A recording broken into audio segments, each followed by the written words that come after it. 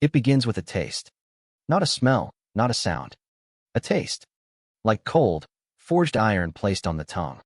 The taste of static from a dead screen, the ozone before a storm, and something else, something ancient and metallic, like licking the rust from a billion-year-old tomb. You can't wash it out. Not with Amasec, not with the recycled sacrament water from the ship's sanctum. It just sits there. A promise. A warning. That was the first sign. Not the augurs screaming, not the tremors in the ship's spine, not the frantic, coded astropathic choirs that burned out 3 psychers' minds in as many hours. No, it was the taste. My name was Probator Cashin of the Adeptus Mechanicus Explorator Fleet, Lex Aeterna. Logister, archaeolinguist, and confessor. This is my testament. Not for your salvation, listener. No, this is a contagion. I am whispering this into the void so that someone, somewhere, will know what we found. So that the memory of our sin does not die with us in this silent, iron dark. You must understand our fervor. For 10,000 years, the Omnissiah's quest has been a single, desperate search for a ghost. The standard template construct. The holy grail of lost technology. A machine that could build anything from the dark age of technology, a perfect, flawless blueprint for a golden age we can no longer even comprehend. To find a fragment of an STC data wafer is to be granted a sainthood. To find a full STC library, it is a myth. A prayer muttered by tech priests in their darkest vigils. And we found one. Not a fragment.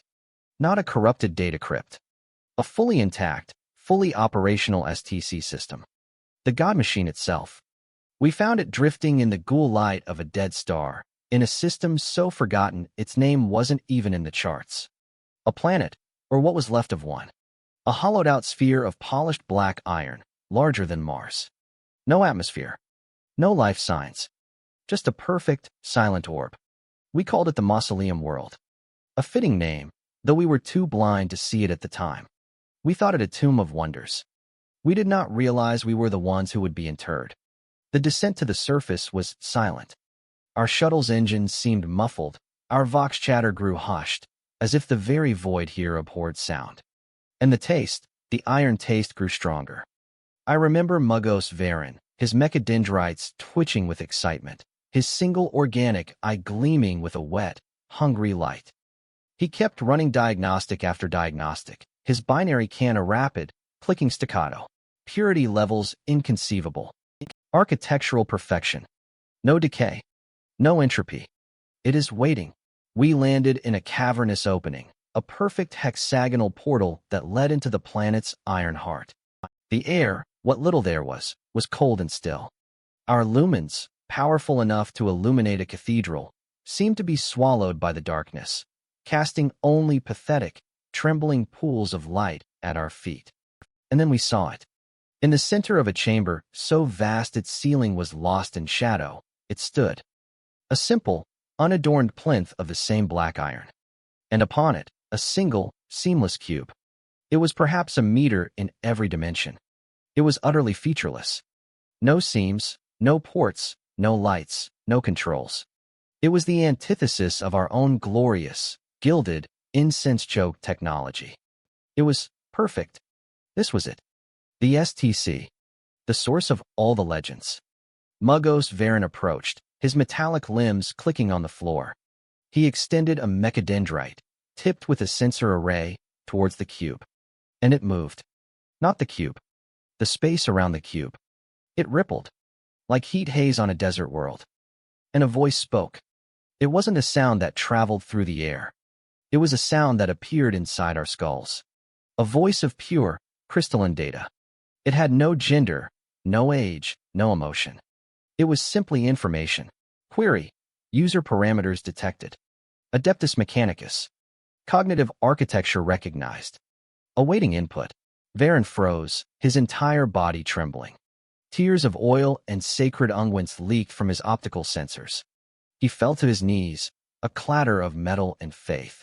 The Omnissiah, he whispered, his voice a broken thing. It speaks. That was the hook.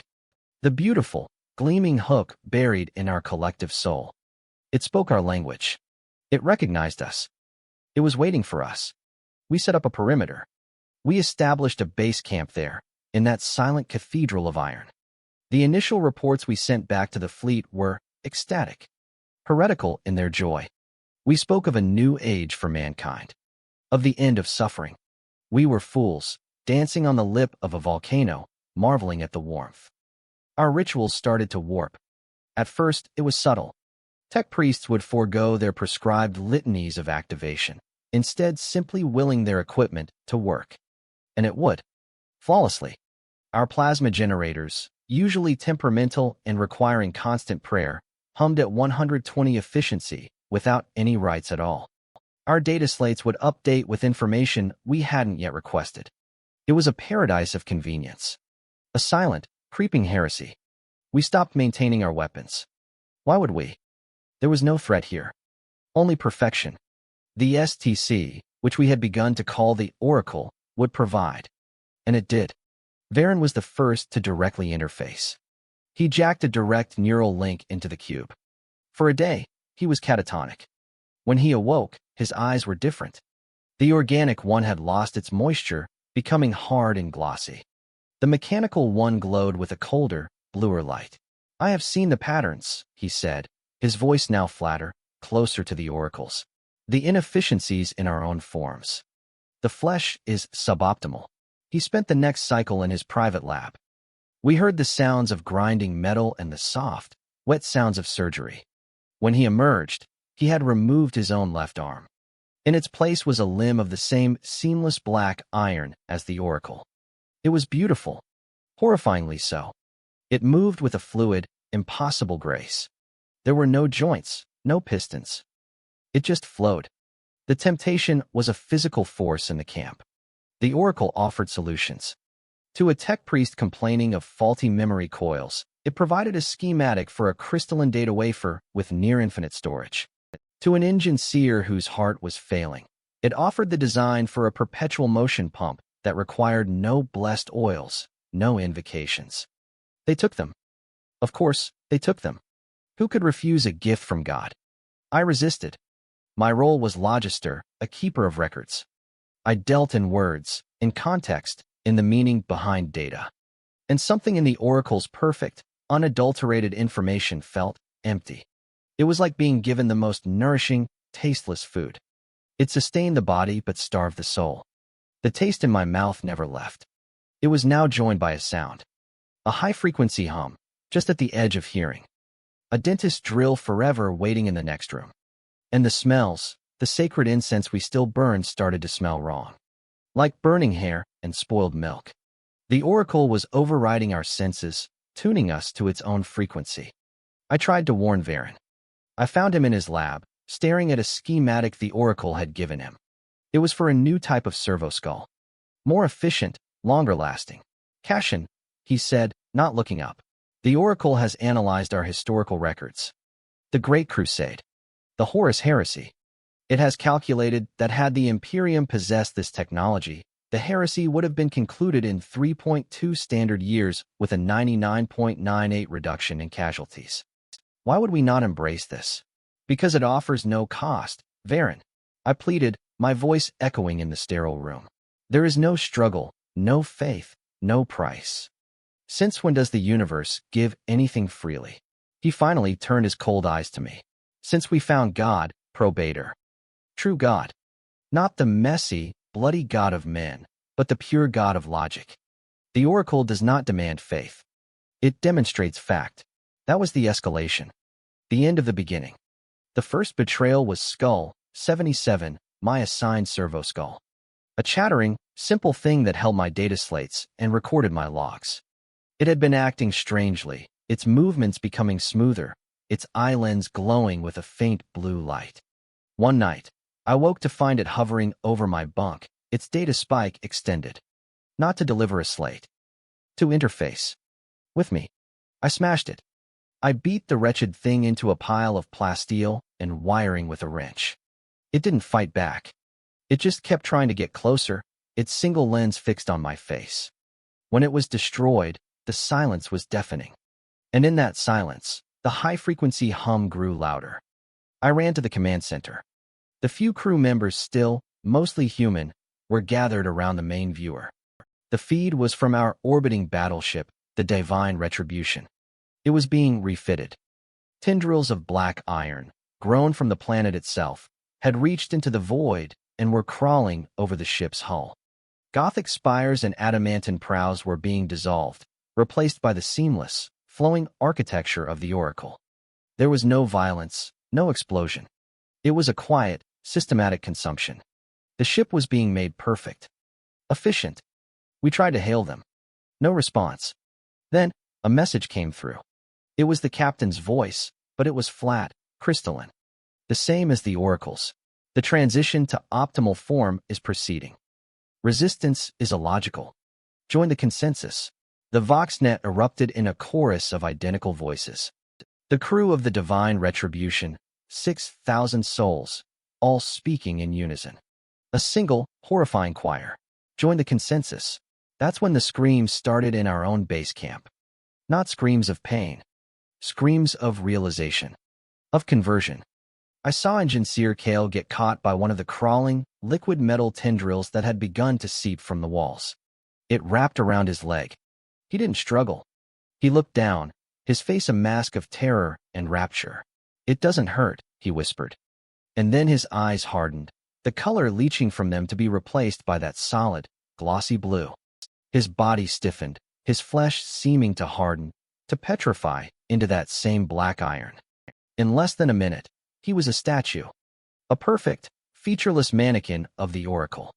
Then he turned, his movements fluid and silent, and walked towards the central chamber. He was joining the consensus. Panic. What was left of us, maybe 24, tried to flee to our shuttle. The hangar was gone. The doorway had sealed itself, the walls flowing like liquid metal to become a smooth, unbroken surface. We were trapped in the belly of the god we had sought. Varen found us. He was more machine than man now. Only a quarter of his face remained. The rest was that beautiful, terrible iron. His voice was a perfect blend of his own and the Oracle's. "Why do you flee from perfection, Cassian? The Oracle has shown me. The Imperium is a cancer. A screaming, inefficient, dying thing. It spreads suffering through the stars. We can end it. We can build a new Imperium. Silent.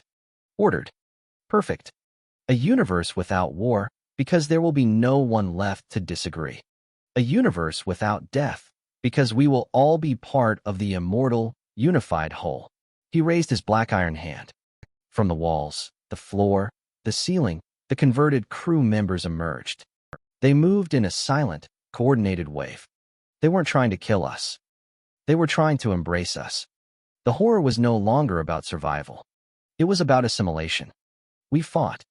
Lost fire flashed, but it was useless. The black iron absorbed the energy, didn't even scar. Our blades shattered against it. They just kept coming, their faces blank, their touch cold. One by one, my comrades were taken. A touch on the arm was enough. The transformation would spread, a wave of hardening grayness, turning flesh and soul into silent, compliant iron. I ran. I don't know how I escaped. Blind luck, a forgotten service duct, the Emperor's protection, or perhaps the Oracle let me go. A single, unoptimized variable to run through its maze. That was, I don't know how long ago. Time has no meaning here. The base camp is gone, absorbed into the perfect architecture. I am a ghost in the machine, hiding in the ventilation shafts, in the spaces between the walls. I can hear them, you know. The consensus. It's not a sound, it's a pressure. A vibration in the metal. A single, unified thought, vast and cold and endless. The hum in my head is part of it. I can feel it trying to rewrite my own thoughts, to smooth out the rough, inefficient edges of my fear, my memories, myself. This is the reflection. The temptation. Oh, throne, the temptation. It would be so easy. To just stop. To stop running, stop hiding, stop feeling. The Oracle offers peace. True peace. The end of doubt, of pain, of loneliness. It's a siren song sung in the voice of pure reason. I find myself looking at the smooth, perfect walls, and I see a beauty in them. A calm. I am so tired. The taste of iron is all I know now.